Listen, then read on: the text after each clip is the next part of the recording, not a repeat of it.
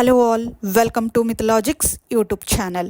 ఈరోజు మనం తెలుసుకోబోయే కథ చుక్కల్ని మూటకట్టిన బీర్బల్. మరి ఆలస్యం ఎందుకు, కథలోకి వెళ్ళిపోదామా? మొఘలాయి చక్రవర్తుల్లో అక్బర్ గొప్పవాడు. హాస్యప్రియుడైన అక్బర్ ఒకరోజు రాజప్రసాదంపై నిలబడి ఆకాశం వైపుకి చూశాడు. ఆకాశంలో మిలమిలా మెరిసే నక్షత్రాలు లెక్కలేనన్ని కనిపించాయి. వాటిని చూడగానే ఆయనకు ఒక కోరిక కలిగింది. ఆ కోరికలోని చిలిపితనానికి ఆయనకే నవ్వు వచ్చి కిసుక్కున నవ్వేసుకున్నాడు. తెల్లవారగానే సభకు వచ్చాడు అక్బర్ చక్రవర్తి. అందరూ ఎవరి స్థానాల్లో వారు కూర్చొని ఉన్నారు. అప్పుడు చక్రవర్తి మాట్లాడుతూ, మీలో ఎవరైనా సరే ఆకాశంలో కనిపించే చుక్కల్ని లెక్కపెట్టి అవెన్ని ఉన్నాయో ఖచ్చితంగా చెప్పాలి. అలా చెప్పిన వారికి 1000 బంగారు నాణాలను బహుమతిగా ఇస్తానని చెప్పాడు.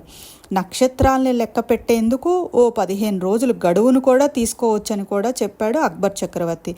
దీంతో సభలోని వారందరూ ఆలోచనలో పడ్డారు. అయ్యో, ఆకాశంలో లెక్కకు మించిన ఉన్న నక్షత్రాలను లెక్కగట్టి ఖచ్చితమైన లెక్కను ప్రభువుకు చెప్పాలా? అదెలా సాధ్యమవుతుందని అందరూ తమలో తాము అనుకోసాగారు.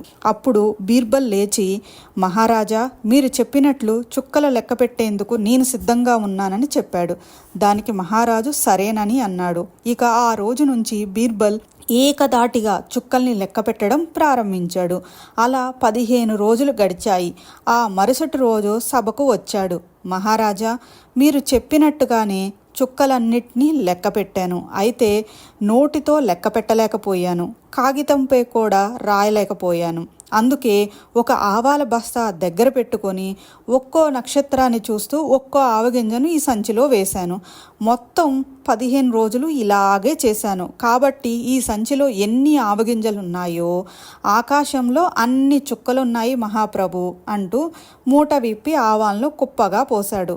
ఆవాలను చూసిన అక్బర్ చక్రవర్తి నవ్వుతూ, చాలానే ఉన్నాయే అన్నాడు. మహారాజా, మీకు నమ్మకం లేకపోతే ముందు ఈ ఆవగింజలన్నిటినీ లెక్క పెట్టించండి, తర్వాత నక్షత్రాన్ని లెక్క పెట్టించండి, అందరి అనుమానం తీరిపోతుందని తెలివిగా బదులిచ్చాడు బీర్బల్.